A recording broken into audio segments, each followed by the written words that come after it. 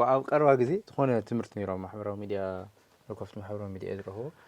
دحنة كتفي خلو كساني كالو زين عم بزحت عبيت مهران تيزرفه يزرار قدني وعاب محبرة ميديا هنا حدش عين تمرتي مالت نعاي دحنة كم أتني أقاسك عم ولدات هسك علي حسكا كتسونهم تغير يزفلت زي الساعة نجري دحنة جند حين الله أنا خلت تفعل جورا خوينا في محاضرة ميديا هزر انتن كساق ندو زيديو زيبل نجار انتن نيرنا بسكي ناو مودا انا قلتنا هو جن زي اتن كقلصخ او سل التحاس زي تحدا كالفين تايلو له ارمين خطايلو لبلي بايزوي ارمين اب كالفين تمرت بيت يتميرو هولنداويو كالفين እና ታይሉ ና እግዚአብሔር ጽድቂ አብልብል ነገራት ከዛም ካልቪን ታይምሉ በባዕሉ ተነሳሽነት ሰብክ ድሕነ ይኽእልን እዩ ታንቶ ዝሞተ እዩ ዕውር እዩ ደንቆሮ ይልብልዎ በቃ ሰብስ እምነቱን እግዚአብሔር ባዕሉ ይልበካ እምበር እስኻ ክትአመን ይትኽእልን እዩ ካልቫኒዝም እምነት እስኻ በፍጹም ክትአመን ምክንያቱም ቶታሊ ሙሉ ሰብታ ኮይኑ ወዲቁ እዩ ወብሰው በኃጢአት ወዲቁ ሰይራሳና አርሚን ይብሉ ዚያቶም አርሚን ኻታይ ብለው አፍቱ ኩለንተናው ምርካስ ልበሃል ኖ ፓርሻሊ ህሊናስ ገይሩልና እዩ እግዚአብሔር ብዙሕ ነገርና ሲኢና አይና ህይወትና ተበላሽ እዩ ቶታሊ በርግጥ በኃጢአት ምክንያት ወዲቅና አይና ግን ኮምፕሊትሊ ለእግዚአብሔር ምላሽ አምነይነ ህብ ገይሩ ግን ይወዳናይ ህሊና አለው ሮሜ ተዚ ብለካ በህሊናው የሚፈረደው የሚል ስለዚህ ህሊና አለው ማለት ጽቡቅን ህማን ሰራ ለእግዚአብሔርስ ምላሽ ማሃብ ንኽእሊና እምቢውን ማል ንኽእሊና እሹን ማል ንኽእሊና ግን በኃጢአት ግን ታሆይና አይና አብ አዳም ኃጢአት ወዲቅና አይና ግን ሙሉ ህሊና ለይገበርና ይሆነ ዳሜጅ ይሆንናይ ማለት እዩ ተበላሽ እዩ ግን ዳሜጅ ግን ይሆንና አይጠፋና ሙሉ ይብል ስለዚህ መንፈስ ቅዱስ ተመጽቶሎ ተመخረና ተሎ ንስሐድሉዋት ከሆን ንኽእሊና ለሙሴውን አብ ቅድሚኻኮ ናሞትን ታንቶሎ ሆነ ህይወትን ቀሚጣ ማለት ኮ ምርጫ መምራጽ ተኽሊኻ ማለት ሰብስ መምራጽ ይኽእል እዩ ስለዚህ እዚ ቶታሊ አይጠፋና ፓርሻሊ እዩ ስለዚህ በእግዚአብሔር ጸጋ አሚኑ ምስ እግዚአብሔር ሰብ ክትዓረቅ ይኽእል እዩ ይብልተና ናመጀመራ ካልቫኒዝም ተፍርሳተሎ ማለት እዩ ተኻለይቲ ነጥቢ زي አንቶሎ ሆይ መለኮታዊ ምርጫስ ናዘላለም ምርጫ እዩ እግዚአብሔር አብ ሰማዩ መሪጹ ወዲኡ እችስላው እንደሐራቴ ካቤ ካልቪን ሀም ወሰዶ ፍልስፍና መሆኑ ባይዘው ፍልስፍና እዩ ሙሉ አውጉስቲን ልበሃል እንዮ ካው መጽሐፍ ይወስዱ ካው አውጉስቲን ልበሃል ተሐድ ላብ ዝርዝር ካቶ ይኽእል ብትልና ጊዜ ነገርን ካው ወስዱ ታይሉ ደቅ ሰባትስ بكونديشن يوم تمريصون بعلو እግዚአብሔር بكونديشن مريصون سخات تدحنيخا سخات تدحني له اب زلالم مريصو وديو እዩ አውዚ እግዚአብሔር ሉዓላዊ አምላክ ስለልኾነ አውዚ ድምጽ መሃ አይካልን ይሉኻ ለምንታይ ዝገርኻ ተውሉ እግዚአብሔር አይጥየቅን ይሉኻ እግዚአብሔር መሪጹ ስለልወደይና ኦፖዚት ካን ይሆ ዳብዚ ማይልስ ሞሮ ሞሮ እንደሐሪናዮ ማይልስ ሞሮ ካታይል ብለይሰብ ደቅ ሰባት ፍቃድ ሰብ አብ ምድሪ ምን ማን ነው እግዚአብሔር አብ ምድሪ ምንም አይነ ነገር ናምግባር ስልጣን ይውሊ ለንሕና ፍቂዱ ኢላአቱ አንሕና እንደሐለ ይፈቀድናሉ አይመጽል ብለለ ኦፖዚት ለለንዮ ና ማይስ ሞሮ ለማንኛውም አውዚ ስለለና እንሄና ስለዚህ አንኮንዲሽናል ይሰብ ተብሎ ይጹ በቃ በምንም ተለሆነስ ምንም ተለበለ እግዚአብሔር ከለላው ሲኦል ከለላ ምናምን ይሉ መሪጹ እዩ ይብል ካልቪን አርሚን ኻአታዩሎ ኖ አቡኔታ እዩ ምርጫ ተመስሪቱ ባልኻ መሪጽኻ በመድሓንን ብላይ መድሓንን እሺልኻ በመቅባልን ብላይ መቅባልን ስለዚህ ኮንዲሽናል እዩ አንኮንዲሽናል ይሆን በትንግሊዘኛ ተለው እቲ አንኮንዲሽናል በቃ ባሉ እግዚአብሔር መሪጹ በዘላለም እንቱ ስልጣን አውዚኻ አንኮንዲሽናል የሆነ ኮንዲሽናል እዩ ሰብና ባሉ ምርጫ ነፃ ምርጫ አለው አዳሙን በነፃ ምርጫ ይሉ ወደቀ ከይተበልዕ ተውሉ በልዕ ይሉ በቃ ነፃ ምርጫ እዩ ስለዚህ ሰብ ምርጫ ተውዩ እዩ ጻውዒት እግዚአብሔር ይገብር እዩ ስለዚህ ትምርጫ መቅባል ይለ መቅባል ግን ናቱ ቀሰብ ጉዳይ እዩ እንበር ሃምቲ እስኻል በልኻ ይሆነ ይሉሎ ተኻሊ ኻዚ ውስን ስርየት ልባል تسريتس للتوصل سبات يقول مستنا مجمرة لتدحاز عينتي تايلو بلايكون ان كونديشنال اكزابير سل المرص تسريتون لتم تمرصو طرحي تمدحان مالت لتم لمرصو تي سل مرጫ يلو غا اوزي خا وسيخو مو سريتون نرخبو منግስተ ሰማያት لاتو زيهم يبل ابصار ساي درجه اكزابير سكبده اببه لتنچال غرنچال يلوس مريصو بقاس ازياتهم سريت كرخو يو تخالي سب بمولو ግን سريت لبحال ነገር يلي ስለዚህ ጾም ጸሎት حسخ ጸሎት ተብዛحخ ምናምን በልኻ አምጣን ተወለላልኻ ላይ ይፈልጠኩም ይልወሎም ያው ደኺሞም ነይሮም ግን ይፍለጡ እየም ሉሉን አለው ስለዚህ ቲአቶም ግን መንፈስ ቅዱስ ተቆጻጽሩዎም እዮም ስለልት መረጹ ክድሕኑ እዮም ይብል ካልቪን አርሚን ኻታ ይብል የለይ አንሊሚትድ ውስን ዘይኾነ ምርጫ እዩ ውስን ዘይኾነ ማለት እዩ ክርስቶስ ለዓለም ሁሉ ስለዝሞተ ማንንም ደህንነቱ ባዕሉ ከረጋግጽ ኸይሉ ከጥፋው ኸይሉ ሴኩሪቲው ሽትካቶ ኸይሉ ካፍቱ ሴኩሪቲው ወጪው ካድ ይኸይሉ ባዕልኻ ያኻት መርጻ ና ባዕልኻ ምርጫ እያ ቅድመ ሁኔታ ልለካ ሓደ ነገር ጥራሕዩ ምእማንን መቅባልን ጥራሕዩ ከተአመን ተቀበል መንፈስ ቅዱስ ይግዘካ ትጓዝ ኣብ መንገድና ሁሉ ኻ ንጓዓዞ ብጸጉ ጥራሕዩ ናጸጋ ጉዳይ ባይዘው ኣብ እንትን አኽሪሩ ይልናገሩ እንትን አርሚን በጸጉ ጉያናን ውድኢና ትጸጋዩ ጸጋ ክንርስ ይብልናል ለሕግዘና ላብ ደህንነቱን ለምጸና ደህናውን ጉያና ክንውድ ልገብረና ኃጢያትን ቢክን ልገብረና ጸጉ ይዙ ከይንርስ ቡልቅና በኃይልና ይሆነይ ባህሪና ላብ ኃጢያት ያለ ለዘንብልና ይና ስለዚህ ትጸጋ እግዚአብሔር ይበና ብኡ ምክንያት ኻ ጉያናን ውድኢና ቅድመ ሁኔታ ልባል የለ ትቅድመ ሁኔታ ክርስቶስ ምእማንን ለምእማንን ጥራዩ ቅድመ ሁኔታና እሱ ይቡኢና ንምረጽ ስለዚህ እንደሐለ የሆነማ ወንጌል ለምታይ ይስባ ባይዘው ሓደጋለው ከመጸካና ሆነ ይረስ ወንጌል እኮ እንደሐር ተመሪጾም ኮይኖ ታይ ማዳኺሙን ዝኹሉ ዓገግልለኹ አነ እኮ ብዕድመይ ባዓመይ እኮ እንዲ ዓደ ከርተት ኢለይ ኣብ ለይኸድኹ ዓደ የለን ከዚ ካብ 40 ምንጭ ጀሚርካ በኳየር 40 ምንጭ በል መታሃራ በል ሾኔ በል አዋሳ በል ኳየር ውስጥ ለሃለኹ ምሁሮ ይላሐደኩ ማለት እዩ ታገልግሎት ኮንፈረንስ ክንብል እንደሻኺደ እዙን ጊዜ መሳውኹ ኣብ ትግራይ አውሎ ብዙ ቦታታት ኸይደ ታይ ማዳኺሙኒ ህራስ ላሳሩ ጳውሎስ ለምታይ እንደሐር ተስፋና እዚ አኾይናስ ለምታይና ማስካል ብል ምሰንበሳላት ተቃርጸለ ለምታይ ወንጌል ሰው ይኹ ተመሪጾም እንደሆነ ታዳኺሙና ባይዘው እዚ ፕሪንሲፕል ወንጌል ከይተሰብኽ አብያን ከፋት ተመረጹ ሰባት ታዳኺሙኒ ወይ ድማ ተመሪጽ ካደኻና በልካ ደኻ ተሰብኽ ወይ ስቱዲዮ ከሰብኽ እንዳይ ገዲ በምንታይ ham ልፍለ ስለዚህ ወንጌል ለምስባኹን አብይ እንቅፋት እዩ ይብለና አርሚንኻ ካልቪን መሊሱ ማንንም ክቋቋሙ ዘይኽእል ጸጋ ይውሎል ጸጋ ማለት ፎተኻ ጸላኻ ጸጋዚ ሓኒቁ ላፍት ድሕንነት እንድሕር ተመሪጽኻ ከም ጸጋ እዩ ወላ ስኻይትለ هو ሓኒቁ ኢለን ጸጋ ክትቋቋሞ ኣይትኽእል እዩ ማንንም ክቋቋሞ ለይብሎ ጸጋ እዩ ትርእስ ባሉ ስለዚህ ሓኒቁ ባዕሉ ታገብረካ እዩ ኮስደካ እዩ እምብክትብል ኣይትኽእል መሰለ ይብልኻን ብግድስ ሰይጣን እዩ ለከድደካ እምበር እግዚአብሔር ትሆተኹም ትእዛዘይ ሓሉ ኢሉ ስለዚህ ዝጸጋዚስ ብግድስ ከብለካ እዩ ክትቋቋሙ ኣይትኽእል ይብል ካልቪን ኻታ ይብል የለይ ክትቋቋሙ ትኽእል ኢኻ ጸጋዚ እምብክትብል ትኽእል ኢኻ መሰልኻ እዩ ይመጽእ ይልምነካ يريئك أكتاچا يحبابلك ليهودا دو إيدو مساي لأتو وحلفو بني يقولوا ينقرأ لكم بيلو كن خيدو بل تقورو قبريلو ومجرشو خزون كشاط الله يا خيدو ስለዚህ ጸጋውን በአካል ክርስቶስ ማለት ነው ስለዚህ ጸጋዚውን ክትቋቋሞ ትኽእል ኢኻ ሰው ሁሉ ክድህን ሐምት ጢሞቴዎስ ቀዳማይ ጢሞቴዎስ 4 ነገነው ና እግዚአብሔር ፈቃድ እዩ ሰው ሁሉ ክድህን ገብረ ማርያም ወልደ ማርያም ይሁሉ ነገር ግን እምቢ ማለት ግን ምርጫ አለው ከምታንቶ ለወልናዮ አዳም ታሪክ ይመጽለው ማለት እዩ ስለዚህ ታይሉን መጽሐፍ ቅዱስ እነሆ አብ ደጋፍ ደውለ የንኳኩሐለሁ ይምበልበለ ጥሒሳ አትውለሁ ስለነመጽ ካልብል ቃል የለ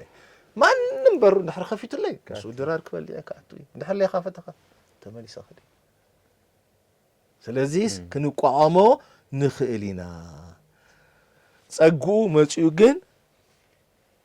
ይድግፈና እዩ ቴና መወዳታ 50 ነጥቢ ና ቅዱሳን ምጽናዕ ልባል እስከ መጨረሻ ምጽናዕ ልብሎ ካልቪን እቶም በክርስቶስ ልትመረጹ ቀዲሞም ትመረጹ ብዘላለም እሳቶም ክጸንዑ እዮም ትኻሊ ግን ልጸንዕ ልበሃል ነገር የውሉ እንድሕር ለይጸንዑ ከዓ መጀመሪኡን ኣይተመረጹ ኢሉ ይድምድሙ አንተ ስለለኹ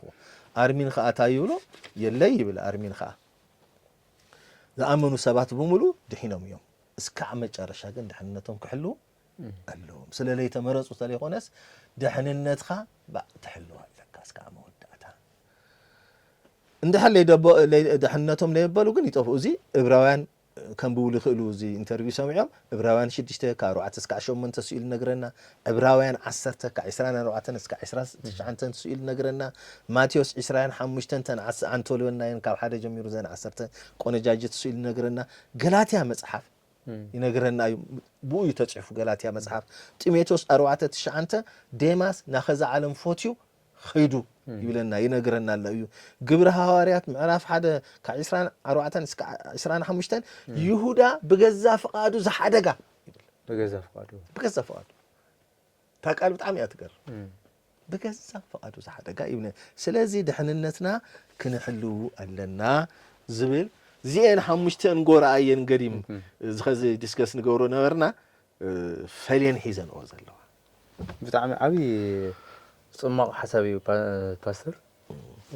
ንተኸታተልትና በዚ መደብ እዚ ጽቡቕ ቁም ነገር እናረኸብኩም ከም ዝኾኑ ተስፋ ገብር መጽሓፍ ቅዱስና ምንባብ ንኹሉ መሰረት ከም ዝኾነ ይርድአን እዩ ኣነ ኣብ ብዙሓት ናይ ቴዎሎጂ ትምህርትታት ዓሚቐ ኣይፈልጦን ኣይተምሃርኩን ግን መጽሓፍ ቅዱስ ዝብለካ በዓሉ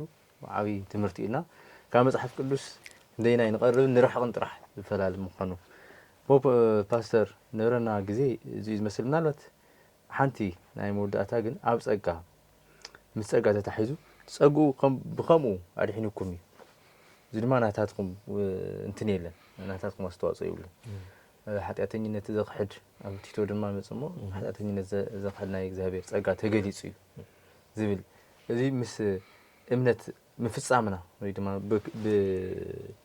ብክርስትና ህይወትና ምጽናዕና ተታሒዙ ከተመሓላልፎ ትኽእል እንታይ ዓይነት ትርጉም ይህበና ዝብል ንኻሊእ እውን ስለሽንሸን ንኻሊእ እዚ እውን ወሲዶም እምታ አንተ ዘልካ ናይ ካልቪን ትምህርቲ እውን ናብኡ እውን ክወስድ ይኽእል እና እንታይ ትብል ኣብዚ መደምደምታ ካብኡ ድማ ሓንቲ ዕድል ክበካ እየ ዘይተጠቐሰ ነገር ተሃልዩ ተኸዝል ኣለኻያ ጠቕሲ ብጣዕሚ መሰረታዊ እያ ያ አንቶ ረሲዕያ ዘሊልያ እምበር ጢሞቴዎስ ማነው ቲቶ ልብለና ኣሎ ዝጸጋ እዚስ ይብሎ ብነፃ ልውሃብ እዩ ትውሃብ ተሎ ግን ስኢልካ አልሐምዱሊላህ ካብ ኩዕሾ ትጫወት ይኾነ ህግ እኒአዎ ስርዓት እኒአዎ ሓዲዮ ሓጢአት እምቢ ክብል እዩ ልገብረካ ዝጸጋ ትመጽእ ተሎ ዓለማዊ ምኞቱን እምቢ ክትብል እዩ ልገብረካ እዚ ጥራሕ ይኾነ ይብለካ ና ክርስቶስ ምጽአቱን ክትሕሉ እዩ ልገብረካ ጸጋ እዚ አለዛ ጸጋ ይኾነ ማለት እዩ ካሊእ ስምና ክንዎ እንድሕር ሓጢአት እምቢ ለየብለና ኮይኑ ጸጋ ይኾነ ማለት እዩ ስለዚ ጸጋ እዚ ነፃ ስጦታ እዩ ወነፃ ስጦታ ብነፃ ምንም አንተ ሃምቲ ደህንነትና ማለት እዩ በቃ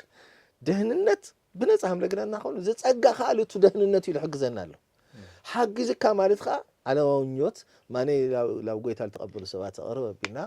ኣነ ዓለም ሰይጣን ስጋ ክሒደ እየ ልብል ቃል ይቀርብ ዲ ይቀርብን ይብሉ ዲም አይብሉ እሱ ኮይና ብሎ ጸጋ እዚ ይለክሕደካ ኣሎ ሪኻ ባዕሎም ይኽእሉ ወይ አመጌርኻ አይካሊ ጸጋ እዚ ግን ኃጢአተኛ ምዃንኻ ኃጢአት ምግባር ጽቡቕ ለይ ምዃኑ መጨረሹ ላብ ሲኦል ሃም ወስደካ ለክርስቶስ መሊስኻ ላሰቃልኻዮ ምዃኑ ምክንያቱም ኣነ ዘማዎ ስለልኾንኩ ኣነ ሌባ ስለልኾንኩ ኣነ ሓሻው ስለልኾንኩ መስቀል ዋለ ህዘለ ሃሙ ገብር ለኹ ማለት መሊሰ ሰቅለለኹ ማለት እዩ ስለዚ ጸጋ እዚ በኽረኒ ይወቅሰኒ ድሓርታ ይገብረኒ ክሕድ ይገብረኒ ቀደም ሓንቲ ሓፍቲ ነይራ ቀደም ናዚ ሓፍቲ እዚኣ ብዓለማዊ ኮይና ዓርክ ነይርዋ ክርስቶስ በዓል ኣደልያ መፅያ ምሪርዋ ዓለም ማለት እዩ ናብ ዲቴይል ካቶ ይደል ብቀረባ ንፋለጥ ማለት እዩ ካው ጎይታ በዓላ ተቀቢላ ካው ግን መጨረሻ ቦይ ፍሬንድ ኮይ ፍቀዲ ምናምን ተውይሉ አፍቱ ስሳታት እዩ حر أجنيين نونا هذا يقول يقول أنا يرأخوي بوي فريند خو حدكم نو مش شايف لو طبب له زاير اللي بك قلعه كوي ودا 10 6 ساعات يعني شايف اللي يعني إيش قالوا تسقاهم لحد قفلتي ولا مهرو يحلونا مالتي شايت من اوقته يحلونا ግን دحار تبل ما تيجي زواير خد مشت ቀጥታ ፊልም ሪና ወፍቶ ሆስቴል ግቢ ውሽጥ ፊልም ሪና ስለ ሕጹይነት ምናምን ለውቀዩ ቀጥታ ልባት ሰዩ ለካ ሕጹይኻ ዓለማው ተኾነለት ሓድገይኻ ሓር ወጽያ ተኸተላ ሪኦ የለኹ ደጋፍሱ ጉይለ እከለት ይለ አሎ ክሎ ከከለ ይለ አማ አሌክሲና አማ ጽሕን ቻፕልና ምናይ እዛ አትያ በቃ ተወዲ تسقى تاجروا على ما هو منيوت يوزي أكيد هو مالك أزيل قبر تسقى له لنا نا كريستوس ممسك نحلو يلو اليوم تيتو تنامج أرشاد أصل قرمي بوكنا عطون خلينا تي نامج أرشاد تيتو لولو أو أفتبوت السو لولو نجارات بتعمي نقرميو تيتو معرف قلته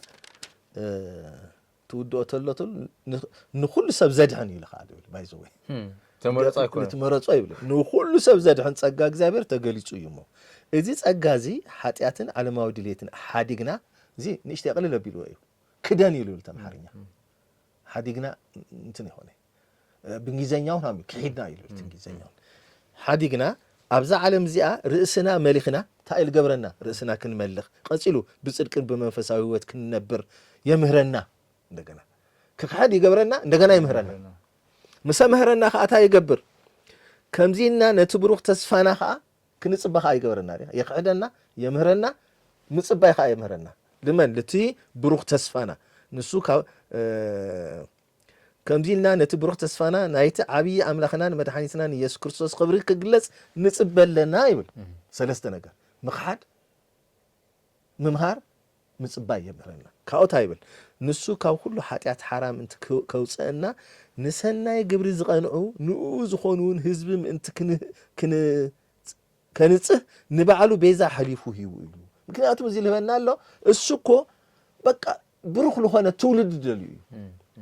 ትውልድስ ጹሪ ኮን ቀኒኡ እዩ ክርስቶስ ይብለና ኣሎ እዚ ምስ በለ ተዓጾተ ተደነ እምባር ነዚ ነገር እዚ መሃር ብሙሉ ስልጣን ኸ ማዓድን ገስን ሓደኳ አይናከ እዚ አሁን ልሻ አብስብከቴን ሰማ ታና መወዳታ ገስጽ መኸር ሰብከኝ አካ ጥሞቶስ ወደ 17 ዓመት እዩ ወጣት ሆይኑ ፓስተር ለሆነ አብ ኤፌሶን ቤተክርስቲያን አባይ ቤተክርስቲያን ማለት እዩ ስለዚህ ማንም አይናካ እዩ አኻሊ ቦታው ማንም ንስነት ኻይና አቆይ ልብልቃል ለይ ስለዚህ ታይሉ በሙሉ ስልጣን ሱይ ኻይሆነ ማዓድ እንብትበለ ገስጾ ማንም ግን ከይና አካ ስለዚህ ጸጋዚ ነፃ ውህብቶ እዩ ታይክን ገብር ይኸለና ዓለማዊ ነገራት ክንኸድ ይገባና ኻኻ የምህረና አሜንና በጽድቅ ክንመላለሳም ልግባና ስራሕ ማለት እዩ ስራሕ ኮይት አንተና ያቆልወና እዩ ስራሕ የምህረና ክንመላለስ ካውኻ ክንጽባኻ አይገበርና ስራሕና ጽቦ እንደሆነ ኮይኑ ላው ክርስቶስ ኢና ንቀን ማዕዝ ኾነ ኻት መጽኢና እዚ ቀደም አነ ትዝ ብለኒ ወጣታት ለሃልና አነ ወጣት ለሃለሁ ሰማይ ልረን ነራ always ጎይታ ማዕዝ ይሉ መጽኢ ለማ ከዚ ግን ምድር ይልረሎ ኦፖዚት ማለት እዩ ወድመና አላደፈት ከዚ በብዙሕ ነገር አእምሮና ሰይጣን ጠላሊፉና ስጋውን ጠላሊፉ አንና ኻሽልና እዩ ባልና አይናሽልና ባለ እሺ ለምበር ማን ነው ገዲድን ይሆነ ትናቀደም ነበረ ጸጋስ የደኸመ እሱ ይተጸጋ ኸዞን ዘሎ ስለዚህ እንድሕርት ኺና እንድሕር ተምሂርና ናጎይታ ምምጻይና ንጽባ ከዚ ግን እንደይ ሰብ ናጎይታ ምምጻይ ጽባ እዩ ማን እንደይ ተወሰኑ አለውም አይ ነው መዝሙር ለምኻን ይሄዱ አሙልል ጎይታክ መጽኢሉ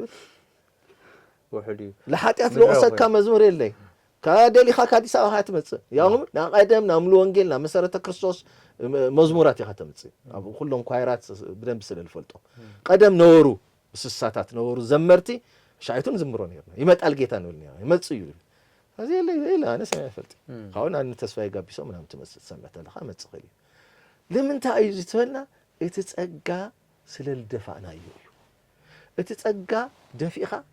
بسرعة كتقلص يتخد بفصو تጸጋ አዩት ና ጽድቅ መሆኑ ለመረካ እሱ ይለናል ጳውሎስ ለቲሞቴዎስ ተጻፈውልታልና ስለዚህ ለዚህ ትውልድ እዚ ለሁለና መወዳታ ለብሎ ነገር ታዩ ለቃል አምላክ እንመለስ ትማሊ ሰንበተፍቲ በሓደ ነበረና ፕሮግራም ኣብ ቸርች ፓስተር ደስታ ልሰበኾ ዓብይ ነገር እዩ መንፈስ ቅዱስ ደፊእና እዩ ኢና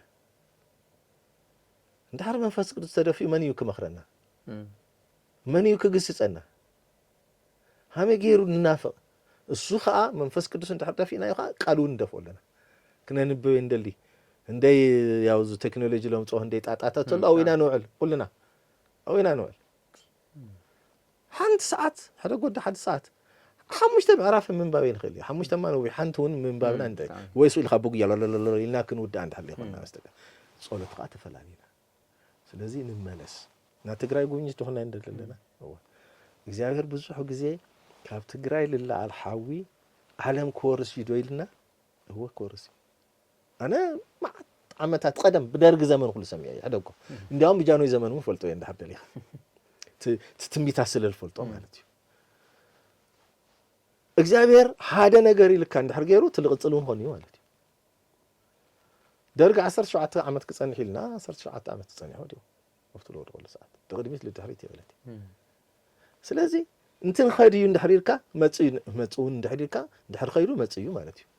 هذا شيء كريستيانات نخدلو للنا ما تي كونديشنال هنا كايدا يزي نري أو نجارات نري بقى ما ني باولوس دي بمرأين ملالس نبرة بقى تأمنت رسعنا يوس تنري أو كونديشناتنا لا تجوجنا نقول كأون ملالس قال أملاخ تايولو قدم إخبار تايلنا نيرو تاي كنا حلو يقبلنا لا زحوس يقولوا كاب سما بو يلكور ده يورد هم يخوني أرجع خلي تولد دي كل الإخبار لما نفس قدوس عند حرت مريسنا هم تلسف كت سمعنا لا قالوا عند حرت مريسنا بتصلت عند حرت جينا نفتنو إنا لا تجراي قومينيت مسمى أخا أكابينا إنا نقول إثيوبيا أبونا أنا بعد حملتي لا أفريقيا نخل لا أوروبا نخل كاوزو كويل حلو له وايزوي تقول لنا من بعد عالم لأفريقيا يحلو له لريفايفل أفريقيا خا لإثيوبيا تحلو له أو إثيوبيا خا كل التجراي تحلو له ريحاتي نجرام الله تعالى هالمسا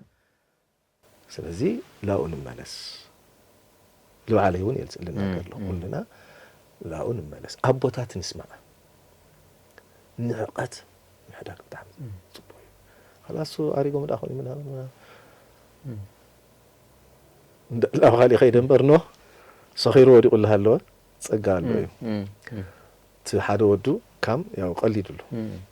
صغير كوينه بمتى فليتو مستل على فليتو يبلنا مصعب بمتى فليتو قال له تسقى وشتي تمنفس له ስለዚህ አቦታት ምንም ያህል ንድኸም በህይወትና ምንም ያህል አቅም ንሳን ግን አለው ተጸጋደው ስለዚህ ሰሚዕና ተዳሐሂዝና ዳፍትሪ ቫይባል ንኸድ ክብል ይደሊ ቀኒልና መጋቢ ምሰገድ ነብረና ጻንሒታው ተኸታተልቲ በሽም ተኸታተልቲ ሐቅ ሚዲያውኔ ከምስክነካ ዝደሊ ተኸታተልትና እዚ ተመሳሳሊ መደብ ከጻሕኩም ሚዲያና سبسكرايب شير لايك نقولكم بيتسوي تخونون أو خالي يقول كتاب بس حنا ندلي تمسالي برنامج أو قصالي مسخالي بخالي رأس أقول داون كل مزينا مجابي عاوزك ألكنا توكينا عاوز 5 عينة رأس أقول ديات تقولونا تلو من الوقت ندلي كنا ساعات بزيان بتاعنا كم زي نا سواء خنا شجرة كائنا بس كعزل لهم ياو بتلي ما بوتات أو زي حدا كله زدلي وش تحسبيه هم بوتات نافت حدش جنريشن همزي بخمس عينة ملك كنبصحو تقرفلنا نجاراتون أسيت كيرنا هنو سلسلة ندلي كنبلا ندلي نامو أو كصالي بخالي رأسي كم نركب كذي خمسة بنا تسفى قبر غنيلنا نركبينا غنيلنا باستر إيشي thank you ويتابعكم